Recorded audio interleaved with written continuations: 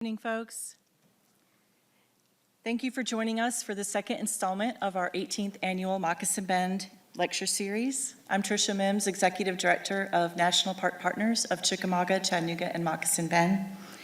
The lecture series was founded in 2006 by longtime advocate for national parks and now current member of the Tennessee House of Representatives, Mr. Greg Vital. Through his generous sponsorship, the lecture series is offered free to the public every year and features 3 speaking events with subject matter experts, sharing insights on topics related to national parks and conservation, indigenous culture and history, and Chattanooga's place in the U.S. Civil War. Tonight, we continue our 2023 fall series with Dr. Frank Varney, author and professor of U.S. and classical history at St. Michael's College. Please join me in thanking Justin Casey and the team at Helm Projects for their audiovisual assistance, and in thanking Keith Sanford and the staff of the IMAX Theater for hosting us once again in this wonderful facility.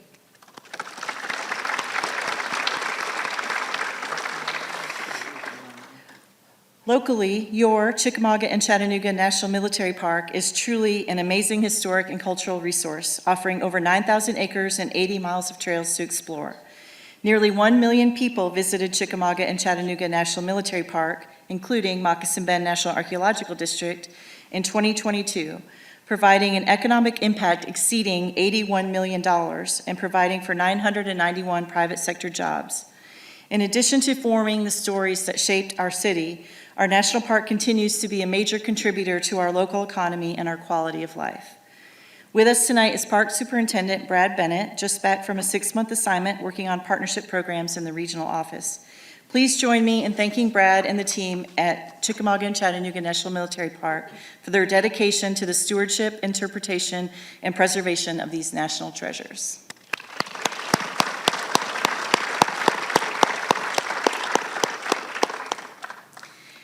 Now I'd like to introduce Greg Vital, founder and sponsor of the Moccasin Bend Lecture Series. Greg is a longtime board member of the Land Trust for Tennessee and preserved his beautiful farm in Georgetown so future generations will forever benefit from the rural character and working farmland in the area. Greg has visited well over 350 national park sites across the country and recently served as president of the National Parks Conservation Association. He's been a steadfast and generous supporter and board member of the Friends of Moccasin Bend and the Friends of Chickamauga and Chattanooga National Military Park, and now of National Park Partners, formed when the two Friends groups combined in 2018. Greg was the recipient in 2008 of the Drew Haskins Award of Merit. Greg recently won election to the Tennessee legislature, where he serves the 29th district in the House of Representatives. Please welcome Greg Vital.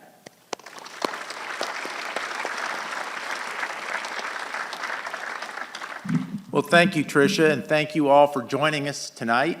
This is the second in our series of the 2023 Moccasin Bend Lecture Series, which we started over 18 years ago. And it has been amazing to me to think back how we thought how a handful of subject matter might run out of subjects to talk about. Each year we find some more wonderful, interesting subjects, whether they be on local history, national park issues, conservation, or indigenous people. So thank you for being part of this. I would like to also invite you to our 14th annual Blessing of the Buffalo on October 14th up at the Vital Buffalo Farm. Many of you have been there in the past. We have Native American warriors, dancers, singers. We'll have bluegrass music, and it's a great way to celebrate the American buffalo and our Native American peoples who usually join us, and we have a wonderful time. It is also a place of sanctuary since that farm is protected by the Land Trust for Tennessee with a conservation easement. This year, we will have a special feature, and that will be a special trailer section of presentation by PBS. Ken Burns and Dayton Duncan, national movie producers, are producing a movie series starting on national PBS on the 16th and 17th of October on the American buffalo. And I encourage you to watch that. I think it's at 9 o'clock on Monday night and Tuesday night on PBS, but we will have a feature segment of it at the Buffalo Farm at about 7 o'clock in the evening on a big screen. So it's a little opportunity to excite you to see that teaser and also be at the Buffalo Farm with our Native American friends. So thank you for being here. Thank you for supporting our national parks. And I do say that we recognize a lot of folks at the National Park Service, and Brad does an excellent job with his team, with Jim Ogden telling the story and interpreting. But Tricia, we want to thank you for your leadership at our Friends Group, National Park Partners. And it's a pleasure to have you here, and thank you for your leadership. Thank you.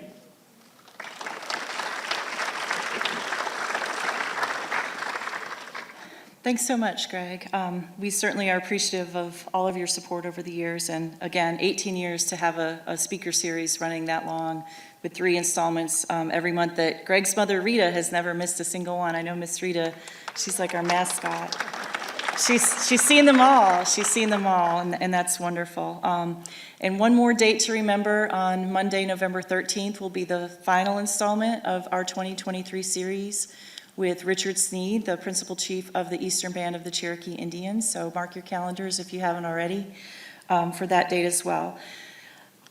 Tonight, we're welcoming Dr. Frank Varney. He earned his undergraduate degree at William Patterson University and his MA and PhD at Cornell University. He retired as a distinguished professor of U.S. and classical history and recently began teaching at St. Michael's College in Vermont. He frequently speaks to Civil War roundtables, history societies, and other interested groups, and often takes student groups to visit historical sites, especially Civil War battlefields, making frequent guest appearances on television and radio. Please join me in welcoming to the Moccasin Bend Lecture Series, Dr. Frank Varney.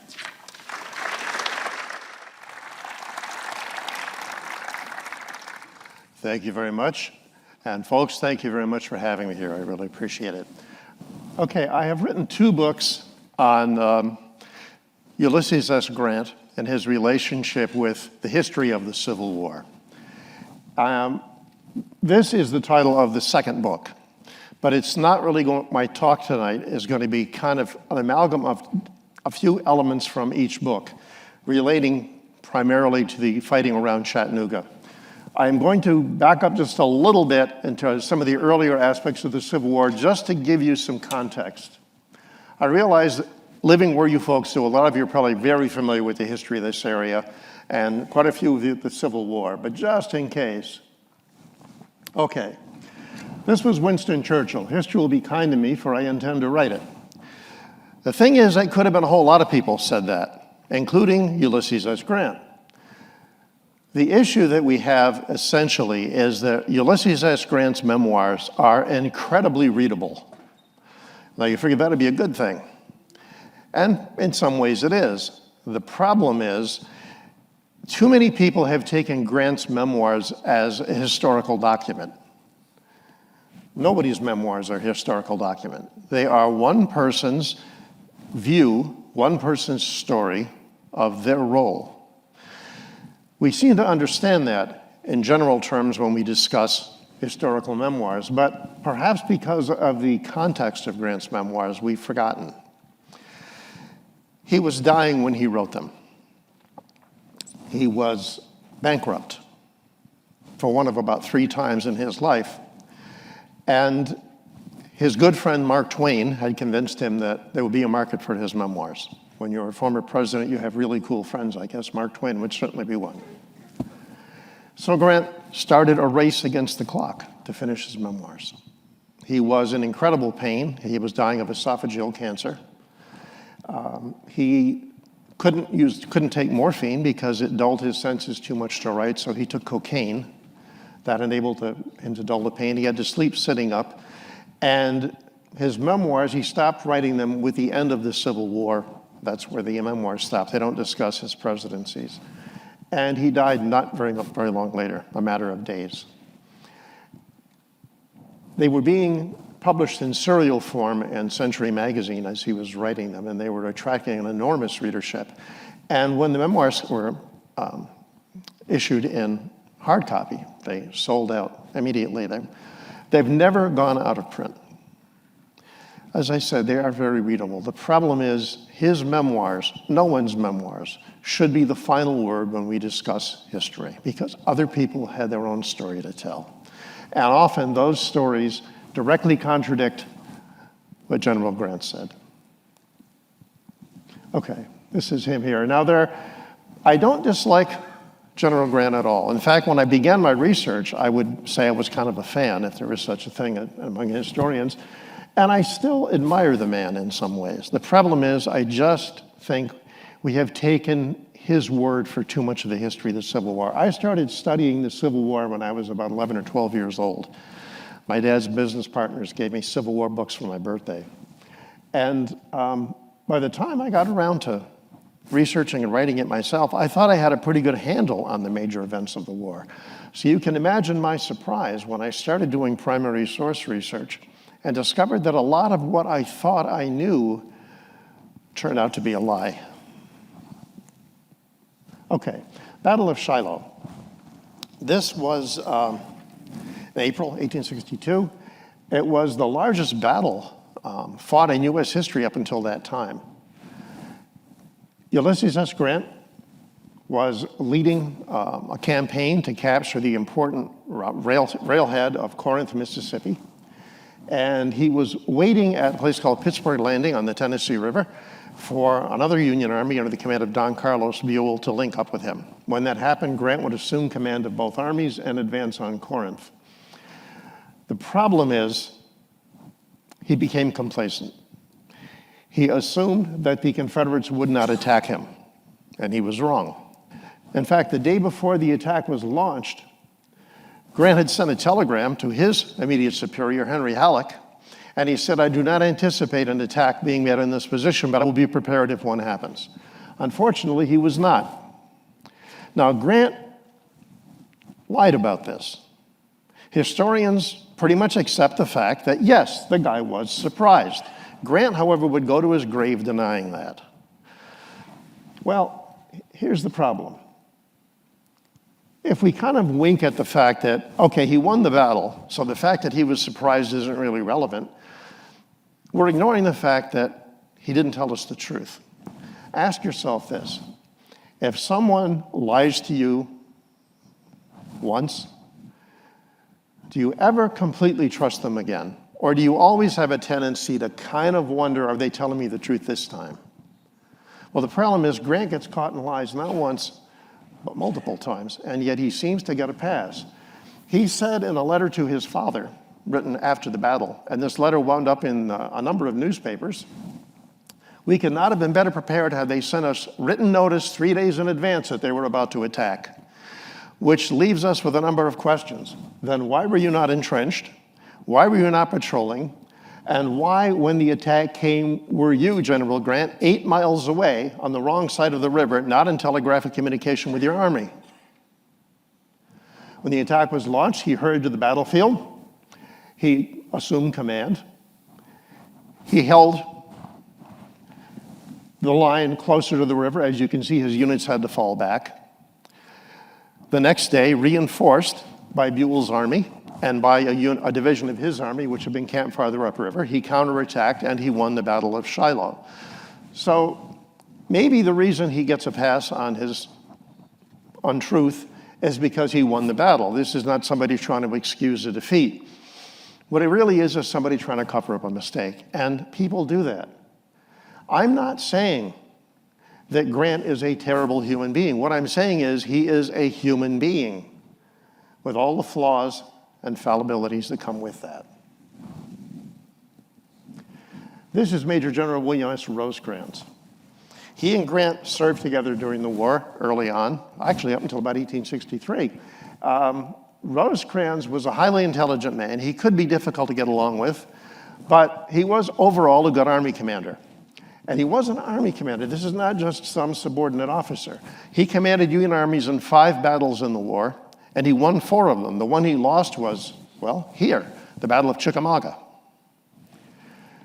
I was very surprised when I began doing my research to discover that he was the only Union Major General who did not have a statue anywhere. And there were a lot of Union Major Generals. And I began to wonder why. Again, the guy was essentially 4-1. If you look at his record, he was very well thought of at the time. After his victory at Stones River, which we'll discuss briefly in a moment, he was voted the thanks of both houses of Congress and got a very nice letter from Abraham Lincoln himself thanking him for delivering a victory at the time the country really needed one. And yet, he just doesn't get credit for that somehow. So the question is, why? Well, part of it is Ulysses S. Grant. Oh, by the way, General Rosecrans now has a statue. My wife and I were present for the dedication, as were 41 Rosecrans descendants, some of whom apparently had to be convinced to attend because they were embarrassed at the association. They named us honorary Rosecranses. A week later, I was flying to Chicago to do talks in Chicago and Milwaukee, and a young woman seated next to me on the plane kept looking at me oddly, and I'm used to people looking at me oddly. She finally asked me if I was Frank Varney. I said yes. And she said, I loved your book. I'm Hannah Rosecrans. So she was another descendant. Okay, Battle of Iuka. Again, very quick.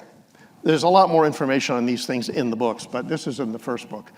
The Confederates held Iuka, Mississippi, and Grant wanted to dislodge them. So the plan was that Grant would approach from the west with a column under his command and General Edward Ord, while Rosecrans, with roughly half the army, would approach from the south. Rosecrans was to close the two good roads leading out of town to the south after Grant and Ord attacked from the west. Well, the problem is Grant and Ord never attacked. They got within about 8 miles and stopped. Rosecrans' attack went in unsupported, and the Confederates were able to concentrate enough troops against him to prevent him from blocking the roads, and the Confederates made their escape. Grant submitted 2 reports of the battle. In the first one, he did not criticize Rosecrans at all. He said he made no mistakes that Grant could see, that he fought his command well. 8 days later, he submitted a second report, which was quite critical. We'll discuss in a moment why that was. Okay, the Battle of Corinth. After the Battle of Iuka, Union forces held Corinth, Mississippi, and Rosecrans was placed in command of the Union forces there. He was attacked by a really much larger Confederate army under the command of General Earl Van Dorn. His forces were driven back into the defenses of the city, but he did manage to hold it. And the Confederates eventually did withdraw. Rosecrans pursued until he was called back by Grant over the protestations of Rosecrans. The problem is, in the Battle of Iuka, Grant got credit for a victory that he had no part in. All the fighting was done by Rosecrans' column. And we know that because Ord's column, their total casualty returns were 1 man wounded. All the other casualties were the Rosecrans command. He did all the fighting. But yeah, Grant got credit for a victory. Rosecrans was blamed because of the escape of a larger Confederate army. The same thing here. Rosecrans defeats a larger Confederate army, and that is blamed because they somehow escape.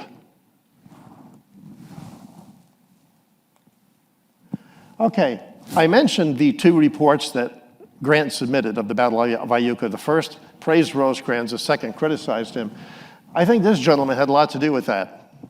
His name is Colonel Mortimer Leggett, and I discovered that he had written a letter to Grant's chief of staff that would have reached Grant's headquarters between Grant's 2 reports of the Battle of Iuka.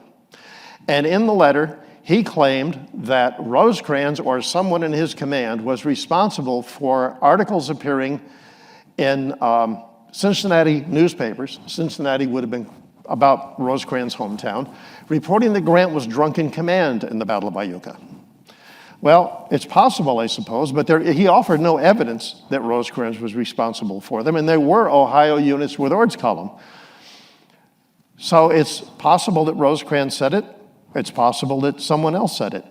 It's also possible, by the way, that it was true, because we have a very interesting thing happening here. There's a period of 40 hours during the Battle of Iuka in which not a single order is sent to Rosecrans' column by courier, because he's 23 miles away. Not a single order is sent to him over the signature of Grant. The few messages that were sent were signed by one of Grant's aides.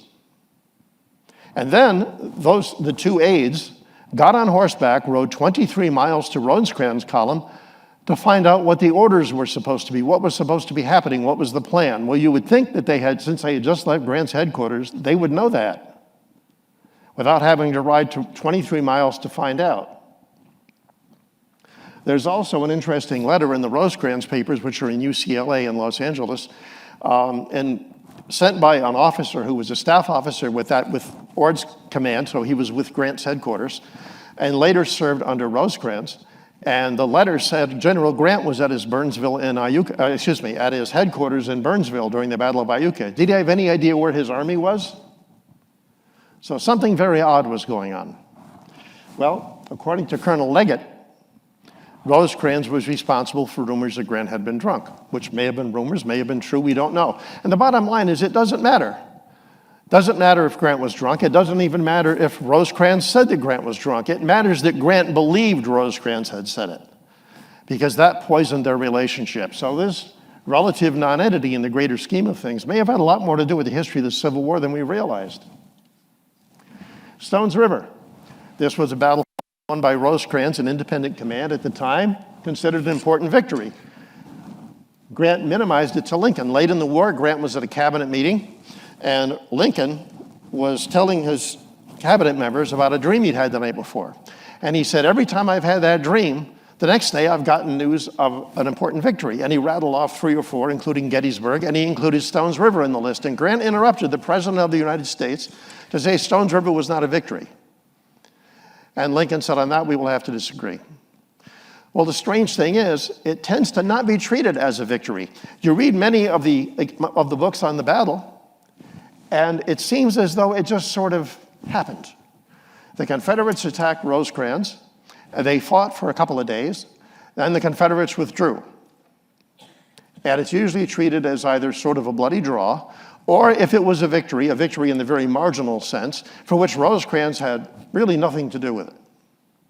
The problem with that is, if you look through the letters and the journals of the men who were there, and the after-action reports of the officers, and they are, by the way, to be found in Chattanooga National Military Park archives and at Stones River in Murfreesboro, Tennessee, and they praised Rosecrans to the sky. He is all over the battlefield, according to his officers and men. A couple of them commented on this was good generalship. I wish all of our officers were this good. One man, who later would go on to be Speaker of the House of Representatives, said, I can see him today as if he were a god of battle. And he's described by some historians as sort of, he was there. He rode around the battlefield issuing stupid orders that his men ignored. Doesn't really look that way if you really study the other primary sources on the battle. The Tullahoma Campaign. Oh, by the way, one more thing with Stones River as to whether it was a victory or not. Rosecrans fought, again, a larger Confederate army. He was outnumbered in almost every campaign, which is unusual for Union Army commanders. They usually had a preponderance of numbers. He fought a larger Confederate army, inflicted more casualties than he took, both in real terms and in a percentage basis, held the field at the end of the day. The Confederates did not continue their advance on Nashville. In fact, Braxton Bragg withdrew his army back past the point he had begun the campaign from. I'm not sure exactly what else Rosecrans was supposed to do to make that a victory. He pretty much satisfied all the criteria that I can tell.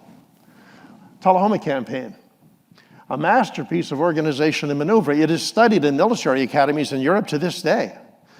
And all the information on it is right there in the official records of the War Department. He's criticized for having taken too long to launch the campaign, but he really, again, if you look at it, a lot of military men today don't criticize him at all. They look at what he had to accomplish in terms of getting his army ready to move, and he did it. And there was certainly no negative outcome. By the end of the campaign, he had maneuvered Braxton Bragg's Confederate Army of Tennessee completely out of Tennessee. Now, it's ignored today, and honestly, not really because of anything on the part of Grant. It's because it took place at the end of June in 1863, and July 1st, 2nd, and 3rd is the Battle of Gettysburg. And July 4th, Vicksburg falls to Grant.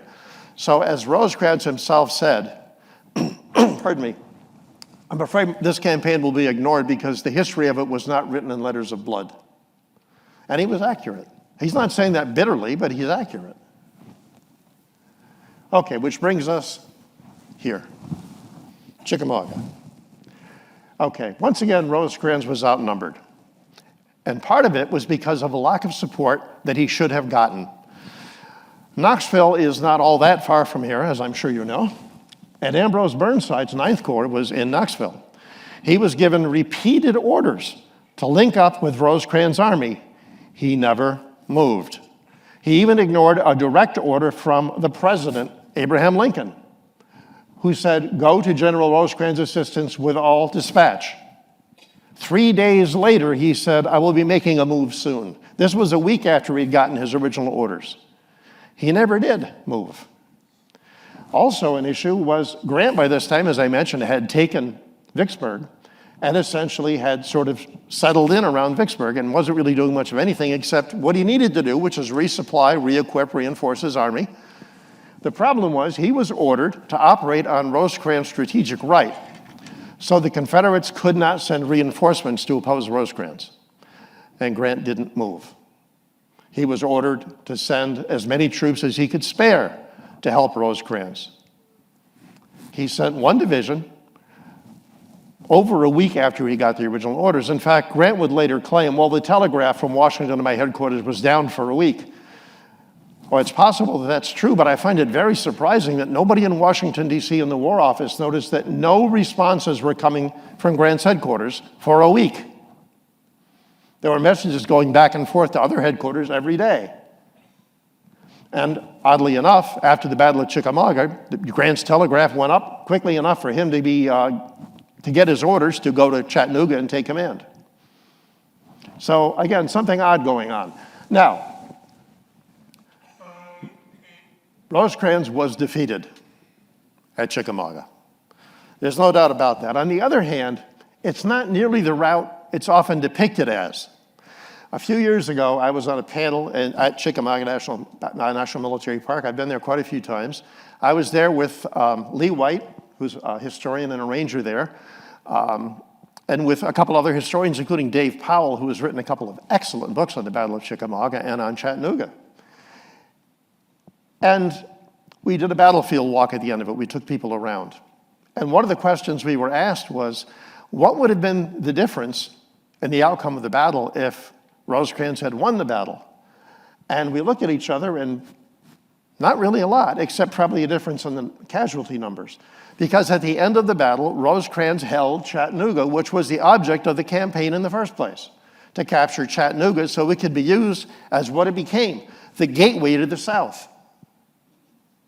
That was the goal of it, and he accomplished that. Was it a rout? No. Two of his divisions broke and fell back and reformed. The rest of his army made a fighting withdrawal to Chattanooga, covered by a stand on Snodgrass Hill by George H. Thomas, whom we will discuss in a moment. Rosecrans was then betrayed by a friend of his chief of staff, James Garfield. Grant later relieved Rosecrans for what ultimately turns out to be no valid reason. We'll look at the reasons Grant gave. Okay. Burnside and Grant were to operate. Neither moved. Rosecrans was defeated at Chickamauga and deceived in Chattanooga. Okay, here's where the breakthrough took place. Rosecrans was informed, as some of you, I'm sure some of you visited this battlefield. It was so very heavily wooded, it was even more so at the time. Rosecrans realized that he was facing a larger Confederate army than he had expected, because two divisions under James Longstreet had been detached from Robert E. Lee's army in Northern Virginia and hastened west by railroad and arrived as the battle was going on. Rosecrans found this out when some of his men started bringing in prisoners, and it turns out they were from Longstreet's corps. His initial reaction was, that can't be, Longstreet's in Virginia. What's really strange is that the War Department knew that these men were en route, but somehow nobody got around to notifying Rosecrans. Well, Rosecrans started shifting his lines to the left in order to hang on to Chattanooga. Again, that's what the battle was about. As this is happening, and he's got units moving through heavily wooded terrain at different speeds, in contact with the enemy, he receives a message that there's a gap in his line. So he sent an order to General T.J. Wood to move his unit out of line and close the gap. The problem is there was no gap. It was simply that the courier who had carried the message had missed seeing some of the troops who were in the woods. Well, Wood gets the message. Now, here's the thing. My wife took this photograph. What you're looking at there by that tree line is where General Wood was. This photograph was taken from roughly where General Rosecrans was. Lynn Starling, the colonel who carried the message, presented it to Wood, and Wood said, "There is no gap." And Starling said, "Then there is no order, for the closing of the gap was the purpose of the order." He rides back to Rosecrans, a couple of hundred yards, and tells him that. Wood, on the other hand, is apparently angry because he was chewed out by Rosecrans the day before for not following orders promptly enough. So he pulls his division out of line anyway. Now, he didn't do this because he was a traitor. He did it in a kind of a petulant fit. The problem is, that's exactly where Longstreet's command happens to hit. At the worst possible place and time, he hits the spot vacated by Wood's division. And this leads to the breakthrough. So 2 divisions of Rosecrans' army break, fall back, rally, and retreat to Chattanooga. Rosecrans tries to stem the retreat, fails, and he and his staff then start back. He sends an order to General Thomas on the left to hold his position. And this is where we start to have problems. The reports that are sent back to Washington say that Rosecrans panicked and ran and abandoned his still fighting army. And that's what's made it into the history books. Unfortunately, it isn't true.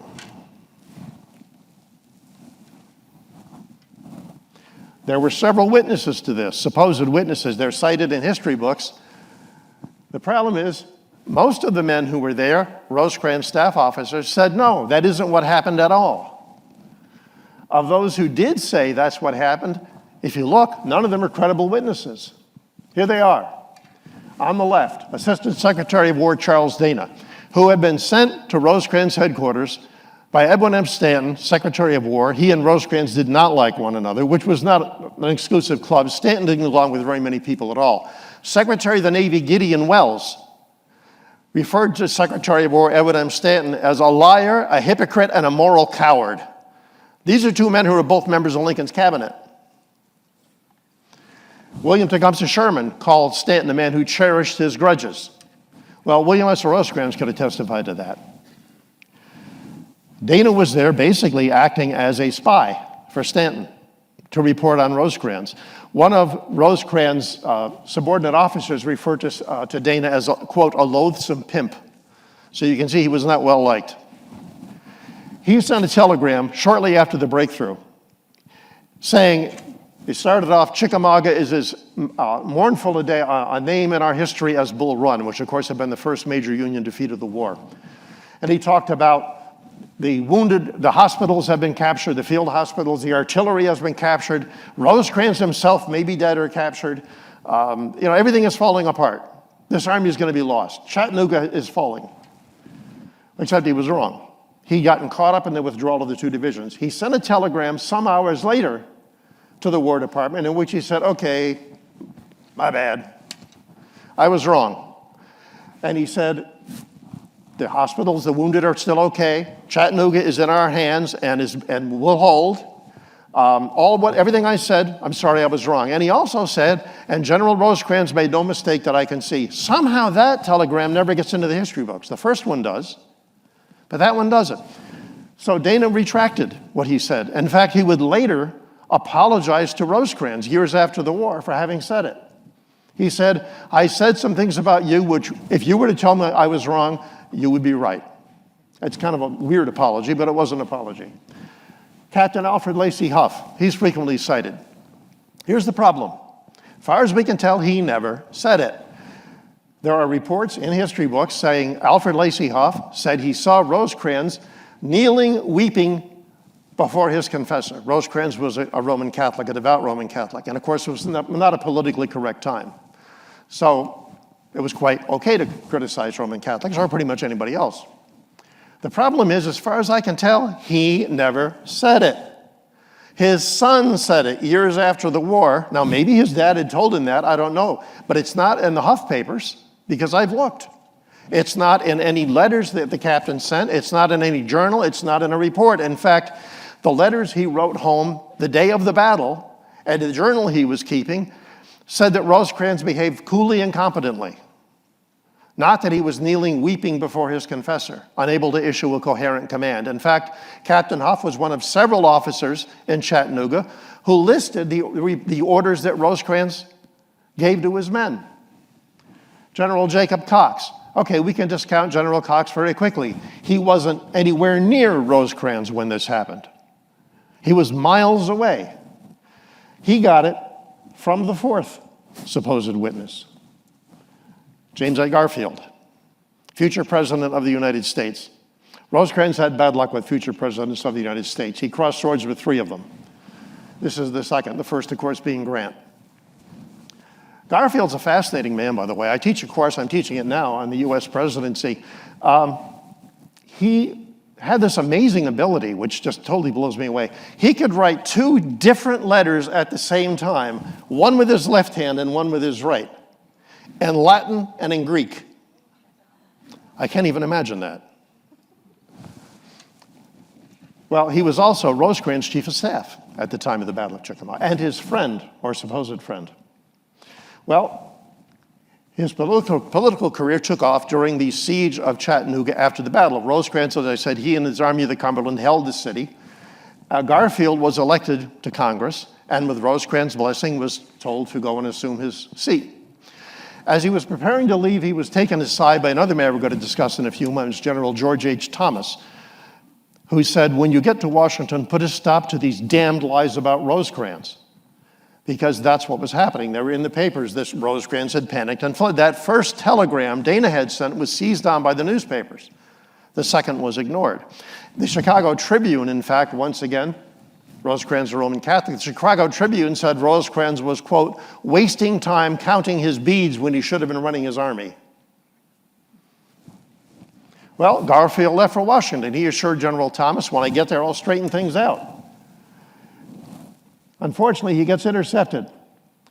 I found a journal kept by General C.C. Augur. One of the things that he did was schedule trains. He was ordered by Secretary of War Stanton, get me a train. I want to go to Kentucky. Send a telegram to Garfield that I want to speak to him. So Edwin M. Stanton and future President Andrew Johnson, who at this time was military governor of Tennessee, met Rosecrans, Garfield, and said, when you get to Washington, if you want our support for your political career, here's what you're going to tell the president. And Garfield did. He got to Washington, D.C., and in a cabinet meeting, he repeated the story that Rosecrans had panicked and run. What's really interesting, though, is that same night, some of the members of Lincoln's cabinet who were present at a dinner for the Ohio congressional delegation heard a completely different story from Garfield about how Rosecrans was cool, calm, collected, and did nothing wrong. But that first testimony is what got into the history books. Garfield later recanted privately.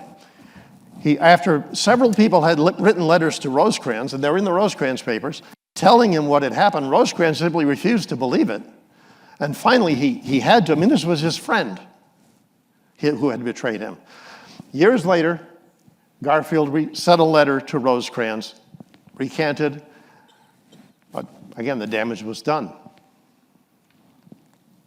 These are the 2 men who intercepted him, Edwin M. Stanton and Andrew Johnson. Does it just me, or does he look like a heck of a lot like Tommy Lee Jones?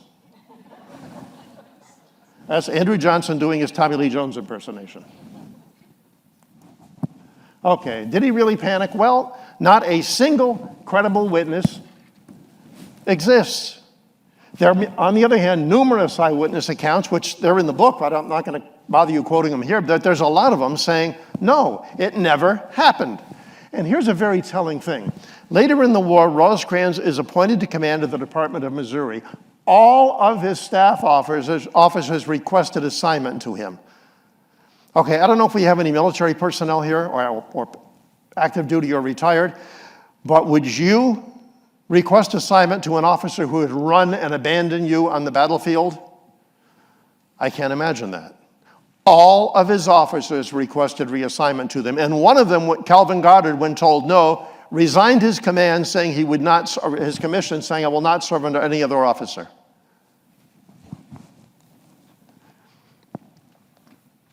Grant said, I had to relieve Rosecrans from command. His men had lost faith in him because he'd panicked. Well, he hadn't panicked, and no, his men hadn't lost faith in him. He said the Army was starving. You'll pick up most of the history books, I'll tell you, Grant got here, and within 3 days or so, under a week at any rate, opened what was called the Cracker Line and fed the Army of the Cumberland and rescued them. Okay, here's the problem with that. In those letters and journals I was researching, I found dozens of journal references and hundreds of letter references that said the Cracker Line was open before Rosecrans was relieved. They're using the word, the phrase, the Cracker Line, a week before Rosecrans' relief. Supplies were getting through. George H. Thomas flatly denied. Other officers said the same thing. At no time were the men of the Army of the Cumberland in any danger of starvation. In the letters and journals, I do find complaints about the monotony of the diet. They're basically existing on hardtack and sweet potatoes. But even Phil Sheridan, who was the division commander of the Army of the Cumberland, and later one of the Grant men, said, my man got through fine. So they weren't starving. So there's no reason to relieve him on those grounds. And that he was about to abandon Chattanooga. Grant said he got a telegram from Charles Dana saying that Rosecrans was about to abandon it. Here's the problem. When he was challenged to produce the telegram, he never did. And Dana denied ever sending it. So these are the reasons Grant gives for relieving William S. Rosecrans from command of the Army of the Cumberland here in Chattanooga, and none of those reasons hold water. Okay. Later in the war, Rosecrans is appointed to command of the very contentious Department of Missouri over the objections of Grant and Stanton. Lincoln appoints him. Lincoln actually says to Garfield apparently regrets what he did, because he goes to Lincoln to try to get another command for Rosecrans. And Lincoln says, I want General Rosecrans to understand that I am still his friend, I still believe in him. He appoints him to command of the Department of Missouri. Unfortunately, that doesn't work out very well. Now, I'm not really blaming Grant for this. What happens is there's a Confederate invasion north, but during Sherman's march to the sea. We'll talk about that in a moment. And Grant has to find troops to oppose that march.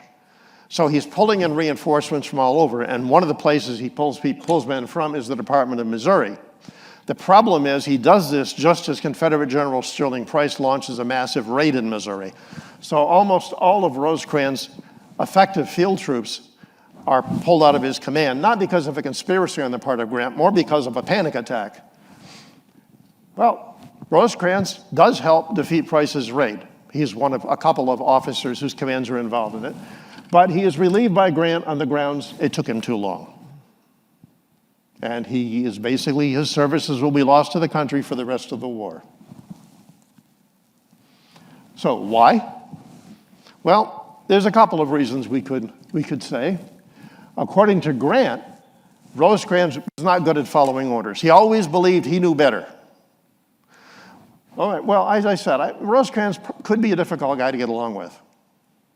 On the other hand, you don't discard a useful subordinate on the grounds that he annoys you, not in time of war.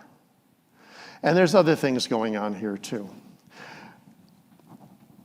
One of the things I always remind my students is we view history in hindsight because we know how it's all going to come out. The people living through it don't. Ulysses S. Grant in 1862 and 1863 doesn't know he's going to become General-in-Chief of the Union. Well, by 1864 he knows. He doesn't know he's going to be a two-term president of the United States. He is a hapless alcoholic trying to hang on to his job. A man who drank his way out of the Army before the war. And when the war broke out and the Union was scrambling for officers, he volunteered his services and they kept declining him until finally his congressman stepped in and got him an appointment. They didn't want him because his reputation in the Army was that bad. Not that he wasn't an effective officer, but that he was an effective officer when he was sober, and you couldn't count on that. So Grant He's trying to hang on to his job. You probably have known, you may have worked for people who, when something goes wrong, it's never their fault. And that's Ulysses S. Grant in a nutshell. When something went wrong, there's always somebody else who gets blamed for it. Again, I'm not going into a lot of detail here, but in the books that I do, when I talk about the specific instances of specific officers who get hung out to dry by the man. At the Battle of Shiloh, for example, Lew Wallace and Benjamin Prentiss. And this is a pattern. Grant, his favorites get praised, other people get scapegoated. Now, according to William Truesdale, Rosecrans knew something that Grant didn't want exposed. This was strange. One of the things I feel badly about is the historians who come after me, who start studying the time that we're living in, they're not going to have access to the primary source documents anymore. I'm reading letters and paper reports and journals. What are they going to read? Emails? Telephone conversations? Granted, at least texting you. Maybe there's some record of it. Well, after Rosecrans was relieved from command here in Chattanooga, his officers, some of his staff officers stayed on here because they were serving under George H. Thomas. And one of them, William Truesdale, wrote a letter to Rosecrans, which is in the Rosecrans papers. And he said, some strange things are happening here. I'm hearing things from Grant's staff officers about you. I'll tell you more when I see you. And I thought, oh no, tell him now. Write him. Well, we were running out of time. We had 2 weeks at UCLA to go through 69 boxes of the Rosecrans papers.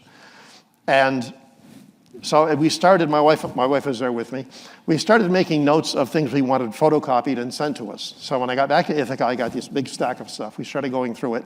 And I found this letter that simply blew me away from Truesdale.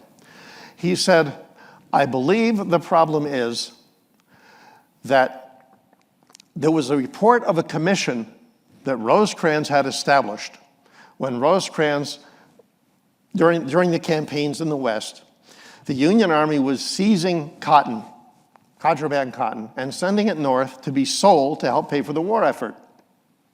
Well, some of that cotton was disappearing onto the black market. And Truesdale said, I believe the report of that commission is what General Grant is trying to cover up. And he said, Grant sent an officer, he named the officer, his name wouldn't mean anything to you, it didn't mean anything to me either, but he named him and he said, he came and he collected the report of that commission and all documents pertaining thereto. Now, why would you do that? Why would Grant do that? Unless there's something in there he didn't want people to see. I also found in a different archive at roughly the same time, a letter from two businessmen in Ohio to Jesse Grant, Grant's father, saying they would give him 1/3 profit of any cotton he could get from his son's area of occupation. This is around the same time when Grant issued his infamous order expelling Jews from his area of operation on the grounds they were dealing in black market cotton. Maybe he's limiting the competition. I don't know. But the timing of it is awfully odd. Well, I wanted to find more about this, okay? Those documents, the Army never throws anything away. There should be a stock of documents like this. They don't exist. They're nowhere. They're not in the National Archives. They're not in the Army Military History Institute. Nowhere. They were turned over to a staff officer by command of Grant, and they disappeared. Truesdale said at the end of the letter he was afraid for his life. So out of curiosity, I did some research. Just wondered what happened to him. And thanks to the efforts of a woman in the Army Pension Bureau who saw her way through my misspelling of Truesdale's name, I found out what happened to him. He died 8 days after he sent that letter. Now, it was a war. People die, okay? I'm not saying Grant had him murdered. The timing is certainly weird, but it's a war. What is odd, however, is that after the war, when Colonel Truesdale's wife applied for his pension, it was denied by order of Interim Secretary of War Ulysses S. Grant. You might recognize this. That big mountain that kind of looms over your city. Lookout Mountain. This brings us to book 2, basically. That mountain was captured by a man named Fighting Joe Hooker. What happened was Grant released Rosecrans from the from Chattanooga, command of Chattanooga. Grant takes command. He has reinforcements. He has William Tecumseh Sherman of Grant's command. He's got Joe Hooker, who'd been sent west, with 2 corps from the Army of the Potomac. And Sherman is going to attack the Confederate right on Missionary Ridge. On the bottom of the screen, Hooker, with one of his 2 corps, the other's been detached to serve with Sherman. Hooker is going to attack the Confederate left on Lookout Mountain to make sure the Confederates don't withdraw any troops from there to send to oppose Sherman. Meanwhile, Thomas's corps in the center will just make sure the same thing. He's going to kind of pin the Confederates in place up there on Missionary Ridge. The problem is Sherman's attack fails. He never actually gets onto Missionary Ridge. He gets as far as Tunnel Hill and he bogs down there. Hooker, on the other hand, fights his way up Lookout Mountain, down the other side, and starts bridging the ravine between Lookout Mountain and Missionary Ridge. And when he gets over there, he's now attacking the Confederate left. Thomas is ordered to send his troops to the rifle pits, Confederate rifle pits, at the bottom of Missionary Ridge. And he does. That's all Grant wants. Send them forward. He wants to make sure Bragg does not detach, Braxton Bragg, he's the Confederate general here, does not detach any troops to send to Sherman's aid. Well, Thomas orders his men forward. They get to the rifle pits, discover they're taking fire from Missionary Ridge. They just keep going without orders, up and over Missionary Ridge, and they crack the Confederate line. Okay, why is this controversial? Well, it wouldn't be except for 2 things. Grant will later claim Hooker did nothing. In an interview with a Hamburg newspaper when he's former President Grant, the battle is referred to as the Battle Above the Clouds. Grant says there was no battle above the clouds. There was no fighting on Lookout Mountain that amounted to anything. It's all a fantasy. It's a romance. I'll tell that to the men who fought there and who died there. Second, Grant claims, yes, I ordered Thomas's men to take Missionary Ridge. Now, it's certainly possible that what Grant had in mind was that they would seize the rifle pits, reorganize, and go on up the ridge. But that's not what he ordered. He ordered them to take the rifle pits. And there are many witnesses from Grant's headquarters who said when those men started up the ridge, he went nuts. Who ordered those men at that ridge? Granger, did you order them? No, sir, I didn't. Wood, did you order them? Heads are going to roll. Then it worked. And Grant said, that was my plan. He actually said in his memoirs, and prior to his memoirs and reports, of all the battles I fought, none followed my plan as closely as the Battle of Chattanooga. Okay, now, does Grant deserve credit? Of course he does. He's the Army commander. And he exhibited admirable tactical flexibility and following up the advantage. I have no problem with him getting the credit. The problem is, once again, he's lying about it. And if he's lying here, and he's lying about Shiloh, and he's lying about other things we know he lied about, why do we then take his memoirs at face value? We don't do it for very many other people. James Marshall Cornwall, British military historian and generally a very good one, wrote a book called The Generalship of Ulysses S. Grant. This book analyzes Grant the general. Almost his only source is Grant's memoirs. Edwin Bonekemper wrote a book called A Victor Not a Butcher, The Unrecognized Military Genius of Ulysses S. Grant. Once again, almost his only source is Grant's memoirs. Okay, I'm not equating Ulysses S. Grant with a human monster here, but if you were going to write a book on the leadership style of Adolf Hitler, do you think you might refer to something other than just Mein Kampf? Maybe you'd look for some other primary source documents as opposed to believing everything the man said? Does that mean Grant's always lying? No, it doesn't mean that at all. The problem is there are times when we know he's lying. Therefore, we need to take the rest of what he says and compare it to what other people say. But somehow that just doesn't happen. The Battle of Stones River, Grant said Stones River was not a victory. I was doing a book signing there years ago, and there was a slack period. I got up and I walked through the museum, and it's a typical battlefield park museum. It's got photos, old photos. It's got text plaques on the wall. And as I'm walking through it, reading the text plaques, the build up to the Battle of Stones River, there's Rosecrans. There's a picture of him. He's talking about what he's doing. Then the battle starts. For the entire 2 days of the battle in that museum, there's not a single mention of the Union Army commander, William S. Rosecrans. Not one. The battle just sort of happened. He was there. Battle just sort of happened. Then you get through it, and there he is again. He's back. I mentioned this on C-SPAN, and there are now a few mentions of him in there. Okay. May or may not have anything to do with me being on C-SPAN and saying that, but at least they got him up there. And there's a story that his officers told between the first and second day of the Battle of Stones River. He calls his division and corps commanders in, and should we stay and fight it out here, or should we fall back on Nashville? What do you think? And they go through, and most of them say we should stay and fight. A few say we should fall back. Finally, he gets to his most senior corps commander, George H. Thomas. And he said, what do you think? And Thomas replies, I know no better place to die than right here. And Rosecrans slams his hand on the table and says, we will fight it out here or we will die. And yet he exhibited no leadership.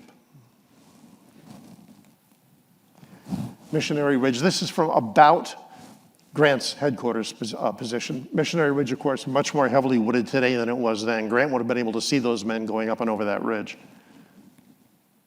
Okay, brings us to the next major event, the Atlanta Campaign.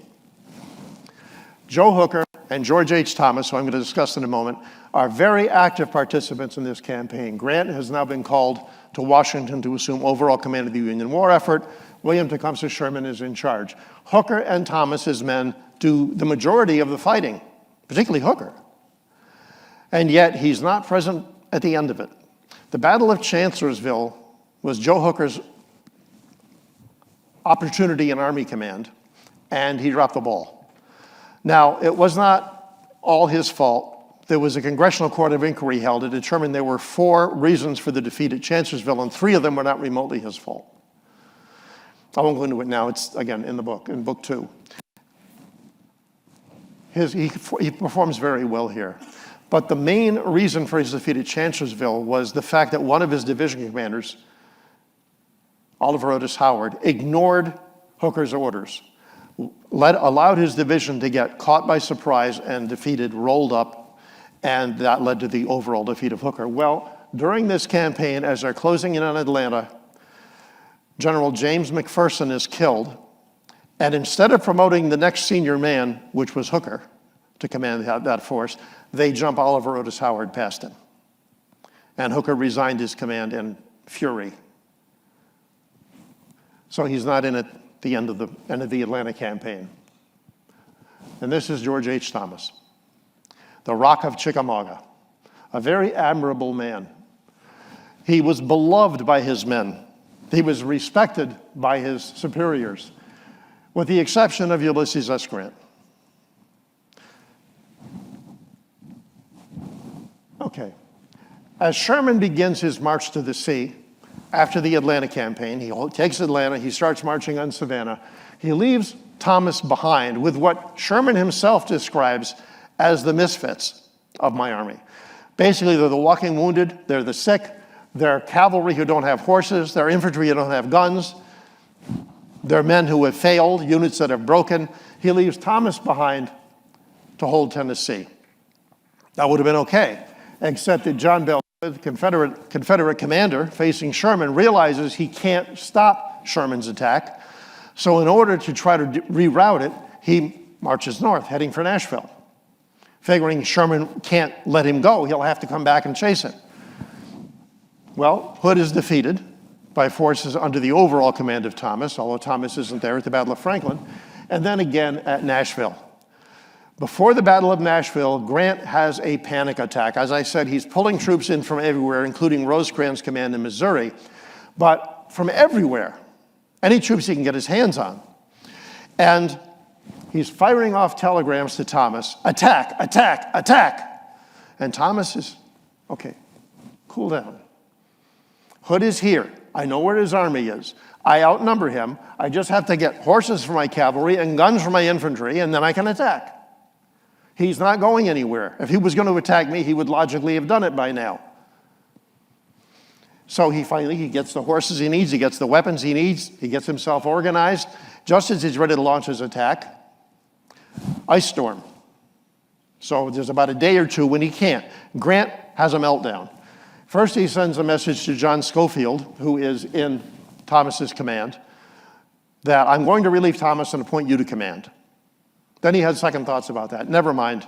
So he sends another general, John Logan, gets him on train, heads him west. When you get there, if Thomas hasn't attacked, relieve him from command, and you take command and you attack. Then he gets the ice storm message, and Grant hops on a train and heads west himself. Before Logan can get out here, the weather breaks, Thomas attacks, and he inflicts about as decisive a defeat as one Civil War army did to another during this war.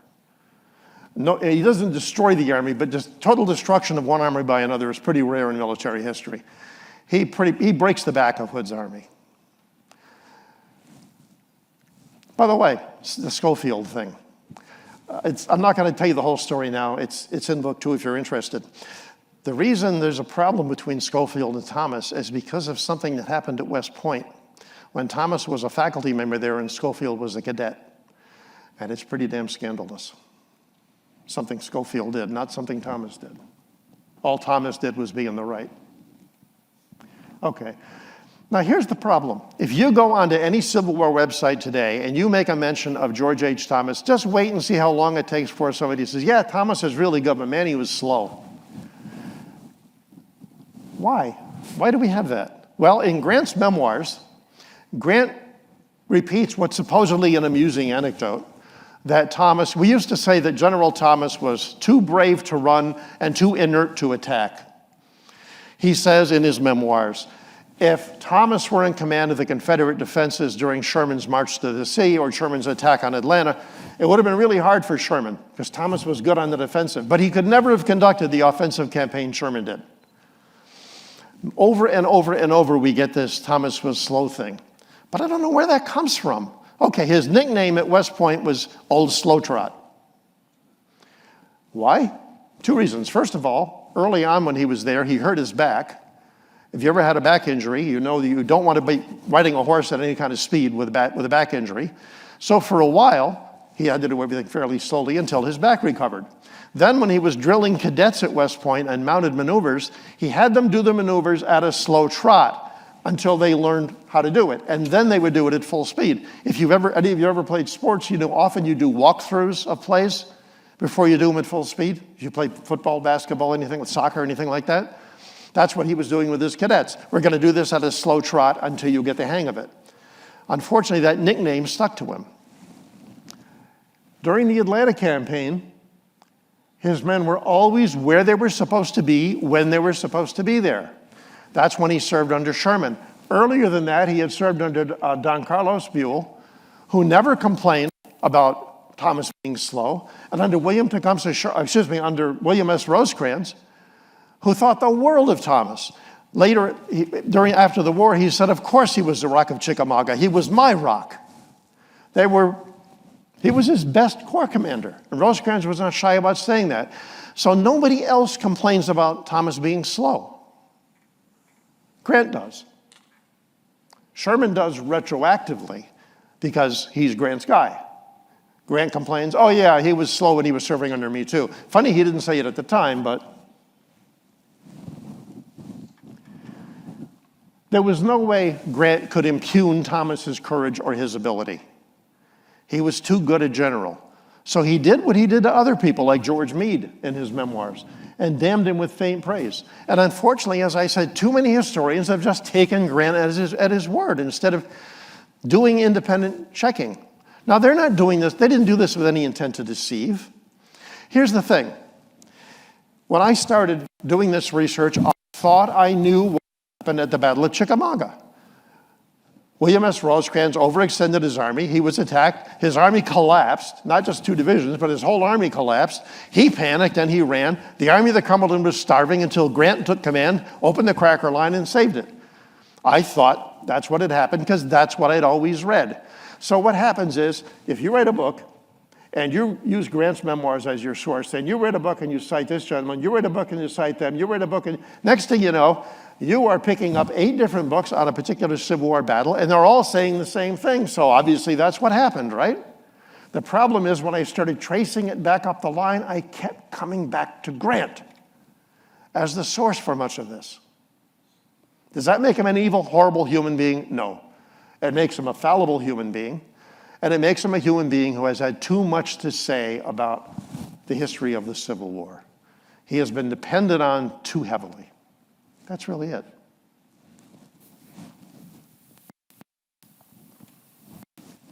Questions?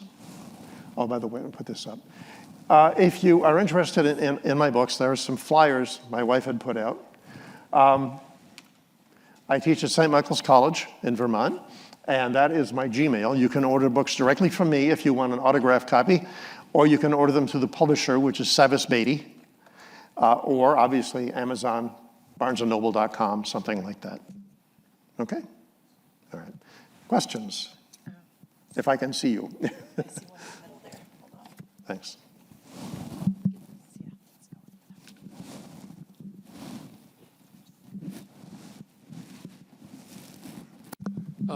Wonderful lecture.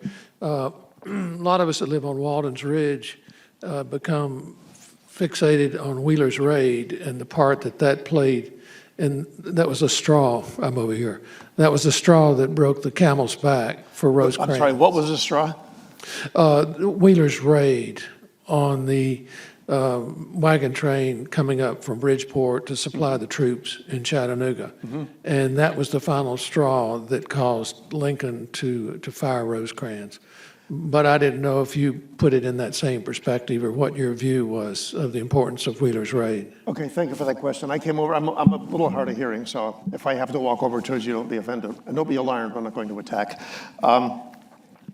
One of the things that happened was during this period when Rosecrans and his army were in Chattanooga and supposedly starving to death, there were supply issues, there's no doubt about that. But part of the problem was the more numerous and more efficient Confederate cavalry was operating on his supply lines. And that was a problem that Union faced for much of the war, particularly in the West, because the Confederates had Nathan Bedford Forrest and Wheeler out here, and they were really, really good at what they did. And the Union cavalry was generally not as well armed, not as well equipped, not as well trained, not as good. I do discuss that in book 1 particularly, give more details about that. But, pardon me, at one point, Burnside was sent an order, again, he was in Knoxville at the time, that that there were Confederate forces operating in the area. He should use his cavalry to try to stop them. Nothing happened. Rosecrans sent a telegram to Burnside saying the same thing. I've got Forrest and Wheeler operating on my supply lines. Can you help? 2 days later, Burnside sent him a telegram. Did you know there's Confederate cavalry operating on your supply line? I mean, Rosecrans was really hung out to dry here. Now, as far as who relieved Rosecrans, what happened was Grant was ordered to go to Chattanooga and decide whether he wanted to keep Rosecrans. He was going to assume overall command. He was going to bring Sherman's force with him. You can either leave Rosecrans in charge of the Army of the Cumberland, or you can relieve him and replace him with Thomas. And Grant used as his reason for doing it, for relieving him, the fact that, well, I got the telegram from Dana that Rosecrans was going to abandon Chattanooga, which Rosecrans denied, and Dana said he never sent that telegram. So that's effectively what led to the relief of Rosecrans. But yeah, it was not aided at all by the Confederates operating on his supply lines. Okay, other questions? Thank you, by the way. I'm wondering what you really felt about Grant as an effective overall general. I think Grant was quite good. He had certain advantages. One of the generals who operated in the East said that one thing that made Grant so effective when he came east and took command of the overall war effort was because he was general-in-chief, he didn't have to worry about trying to get things out of the War Department, which other officers had to deal with all the time. They'd contact the War Department, for example, Rosecrans did, trying to get repeating rifles for his cavalry.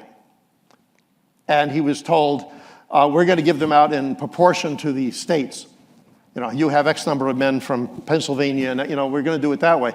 Well, the problem with that was some of the men who were getting the good weapons were in areas that really wasn't much fighting going on. But he couldn't do anything about that. Grant, on the other hand, because he was general-in-chief, he could. So he had that advantage. Grant, as a commander, was certainly not helpless on the field of battle. He was a bulldog. He was very tenacious. He almost never took a step back. Grant, when he was on the attack, he dug in. He would drive forward, and if he had to stop, he wouldn't do what had been the pattern previously with Union armies, which is pull back. He would simply dig in where he was until he was ready to go on. So I'm not saying Grant was not an effective commander. I'm not saying that at all.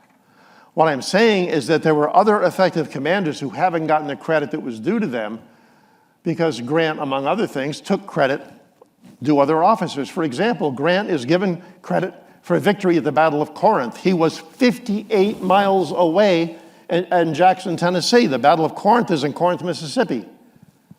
Rosecrans fights that battle all on his own, and Grant gets credit for a victory. And Rosecrans is blamed because a larger Confederate army escapes. And by the way, Rosecrans once again pursued until he is called off by Grant. And the telegrams doing so are right there in the official records. But somehow historians take Grant's word for it. Rosecrans failed to pursue.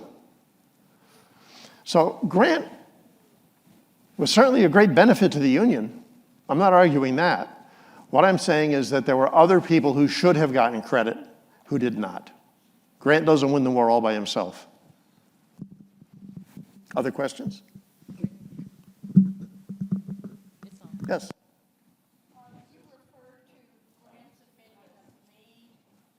Now it's on? Yep, Frank Wayne. Why do you think Twain and Grant were enamored with each other? Why didn't Grant and... Well, yeah, Grant and Twain, Mark Twain. Oh, yes. They were enamored with each other. Do you think that was mostly financial? I think they were friends. You know, they had a lot in common. You know, they grew up in the same part of the country, one in Missouri, one in, they're roughly the same age. I mean, I think I'd get along great with Mark Twain. I think most of us would, given the opportunity. And I think Twain admired Grant. Again, I'm not saying Grant didn't have ability. I'm not saying Grant didn't contribute to the war effort. I'm saying he's gotten too much credit at the expense of other men. But they were friends. I don't know that, you know, I don't think there's anything else to be read into that. Twain did get Grant an advance on his memoirs. And it's also, there's some schools of thought that said Twain helped edit them. Not that he wrote them. He did not write them. Grant said himself, I will write my memoirs. If I don't write them, they will not be mine. And there's really no indication that he didn't. I mean, they exist in his handwriting, for heaven's sake. So. Was he pushed by Twain to write them? I'm sorry? Was he pushed by Twain to write them? He was encouraged. Okay. You know, Grant was bankrupt. This wasn't the first time that had happened. And he was also very sick. And his friend Mark Twain, who obviously a very famous man who had all kinds of ins with publishers, said to him, there is a market for your memoirs. If you write your memoirs, people will buy them. And he was absolutely right. So it helped Grant get out of debt.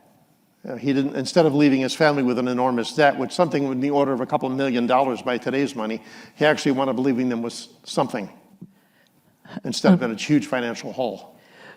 We'll have one more question here in the back, and then we'll adjourn to the lobby for more discussion.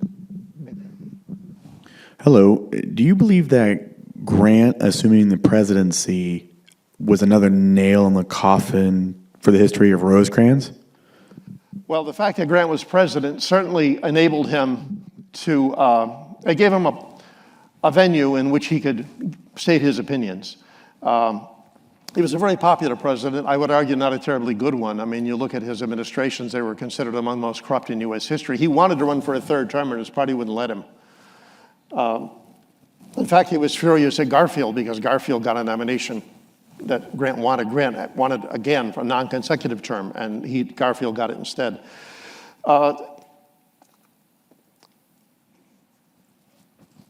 It certainly helped. Another thing that helped Grant was the fact that the men who followed him.